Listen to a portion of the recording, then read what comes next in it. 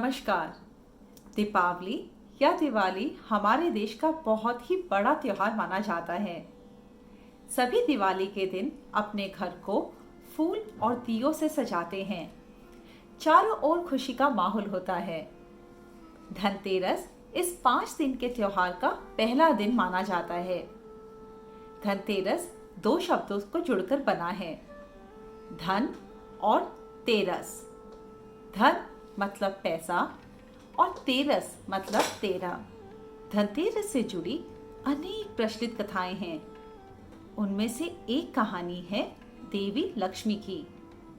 तो चलिए सुनते हैं धनतेरस की कहानी।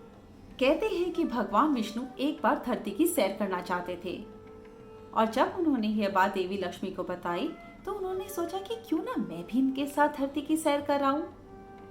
पर तब भगवान विष्णु ने देवी लक्ष्मी से कहा कि तुम्हें अगर मेरे साथ चलना है तो तुम्हें मेरा कहना मानना होगा। धरती पर पहुंचकर सारे सांसारिक सुखों को देखकर उनके तरफ अपने आप को आकर्षित होने से रोकना होगा।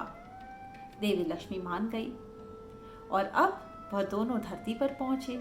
कुछ समय बाद भगवान विष्णु ने देवी लक्ष्मी से कहा कि तुम यहीं रुको, मैं दक्षिण की ओर जाकर आ रहा हूँ, पर तुम कहीं मत जाना।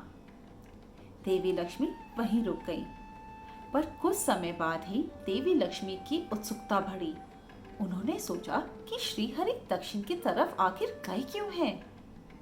उनकी जिज्ञासा इस कदर बढ़ गई कि उन्होंने श्रीहरि का पीछा करना शुरू किया।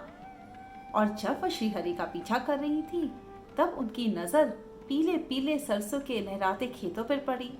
वह इतनी खुश हो गई कि उन्होंने उन सरसों के फूलों से अपना श्रृंगार किया और फिर उन्हें गन्ने के खेत दिखे तो बस गन्ना तोड़कर उन्होंने खाना शुरू कर दिया। और बस भगवान विष्णु वहां पहुंच गए।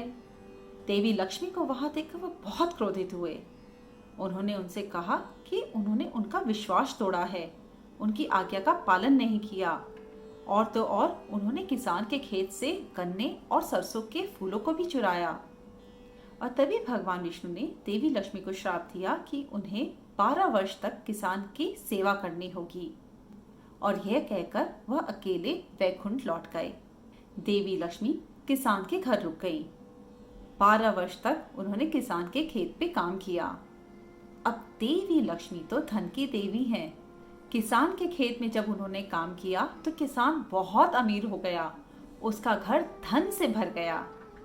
12 वर्ष बीत गए और 13वें वर्ष में जब भगवान विष्णु देवी लक्ष्मी को लेने के लिए किसान के घर पहुंचे तो किसान ने देवी लक्ष्मी को विदा करने से मना कर दिया। और तब देवी लक्ष्मी ने किसान को अपना असल रूप दिखाया।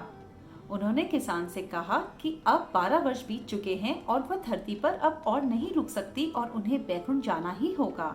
देवी लक्ष्मी ने किसान से वादा किया कि वह हर साल दिवाली के पहले कृष्ण त्रयोदशी की रात को उससे मिलने जरूर आएंगी। पौराणिक कथा के अनुसार किसान हर साल इस दिन माने दिवाली के पहले कृष्ण त्रयोदशी की रात को अपने घर की सफाई करता। वह देवी लक्ष्मी के स्वागत के लिए रात भर घी से भरा मिट्टी का दीपक जलाता। माता लक्ष्मी किसान से इतनी खुश हो गई कि उन्होंने किसान का घर धन संपत्ति से भर दिया। और जब लोगों को इस बात का पता चला तो सभी लोग दिवाली से पहले कृष्ण त्रयोदशी की रात को देवी लक्ष्मी की पूजा करने लगे। और इस तरह हर साल कार्तिक मास के कृष्ण पक्ष की 13 को धनतेरस का त्योहार मनाने की प्रथा शुरू हुई। धनतेरस के दिन घर के लिए सोने या चांदी का सामान और नए बर्तन खरीदने का शुभ अवसर माना जाता है।